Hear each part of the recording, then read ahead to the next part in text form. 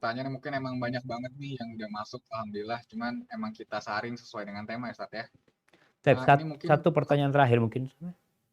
ini berarti rangkuman dari beberapa pertanyaan, Ustadz, Jadi yang banyak intinya gini. pertanyaannya.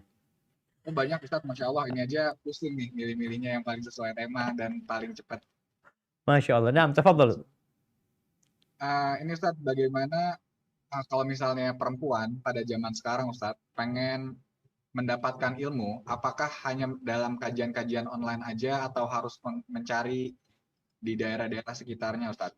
Lalu bagaimana juga adab-adab dan norma-norma yang bisa seorang perempuan ini lakukan saat dia keluar rumah, saat dia mengadakan mungkin meeting dan semisalnya, dan ya melihat kondisi sekarang ini, Ustadz, hal-hal apa aja deh yang bisa dilakukan oleh perempuan dengan kondisi globalisasi seperti sekarang? Siap, Masya Allah. Barakallahu fikum. 6 jamaah. Berkaitan dengan menuntut ilmu. Di dalam Islam, talabul ilmi faridatun ala kulli muslim. Menuntut ilmu itu kewajiban buat setiap muslim, laki dan perempuan. Laki dan perempuan. Sama. Ilmu apa? Yang pertama ilmu tentang Allah Azza wa Jal. Ilmu yang berkaitan dengan kewajiban-kewajiban dia sebagai manusia di muka bumi ini. Ilmu tentang Nabi Muhammad alaihi salatu wassalam. Tentang agamanya. Itu wajib. Buat setiap hamba. Mau laki mau perempuan. Adapun ilmu lainnya nanti jadi ilmu fardu kifayah, ya, ada yang sunnah, ilmu-ilmu yang lainnya. Bagaimana sekarang kondisi wanita menuntut ilmu tersebut?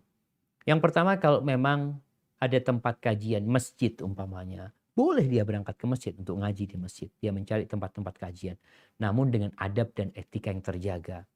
Maka nasihat anak-anak kadang kalau sedih ya kalau melihat seorang perempuan dia harus naik ojek online, sedangkan yang jadi pengemudinya laki-laki, ya, sehingga ada ya dia berdempetan dengan laki-laki tersebut, ya kesian.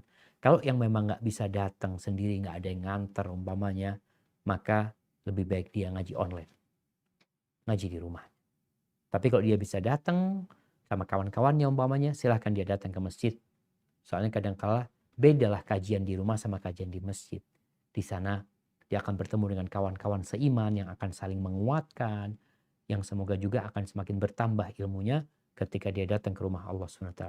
Tapi kalau dia mau online, ahlan wa sahlan.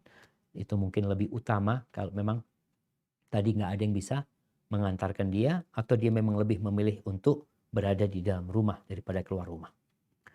Adapun dalam kondisi global seperti ini jamaah, maka kita perlu belajar semuanya kembali. Belajar. Yang ingin dunia belajar, yang ingin akhirat belajar. Yang ingin dunia akhirat ya dengan ilmu. Tetap harus belajar. Wanita harus tahu, dia sebagai seorang muslimah, apa sih yang Allah inginkan dari dia? Bukan apa keinginan dia.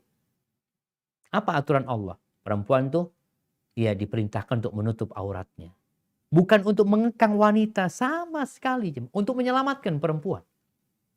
Ada yang berpendapat bahwasanya ketika buka-bukaan laki perempuan itu aman, nggak ada pelecehan seksual. Kata siapa? Yang namanya pelecehan seksual di Amerika, di Eropa, dalam kondisi mereka hidup terbuka, laki perempuan kumpul, itu terjadi bahkan dengan jumlah yang sangat besar sekali. Padahal udah buka-bukaan jemaah. Ini menunjukkan bahwasanya tetap Islam ini datang memberikan keamanan dan kedamaian buat perempuan. Tutup auratmu ketika engkau keluar rumah. Ketika berbicara dengan laki-laki, berbicara dengan tegas. Tidak melemah lembutkan. Ketika berjalan dengan jalan yang tidak membuat orang-orang memperhatikan dia. Ini adab-adab yang perlu dijaga. Ketika keluar kota harus ada mahram. Ketika ngobrol sama laki-laki nggak boleh berduaan. Karena yang ketiganya adalah syaitan.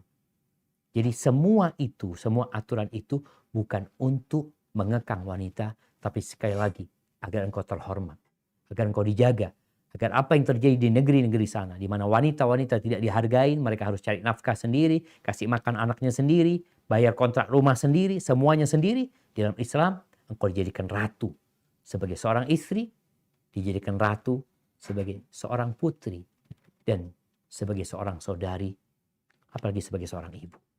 Hadza wallahu alam bissawab. Itu yang bisa Anda sampaikan. Kurang lebihnya mohon maaf. Anda kembalikan kepada Akh Tufail. Jazakumullahu khair.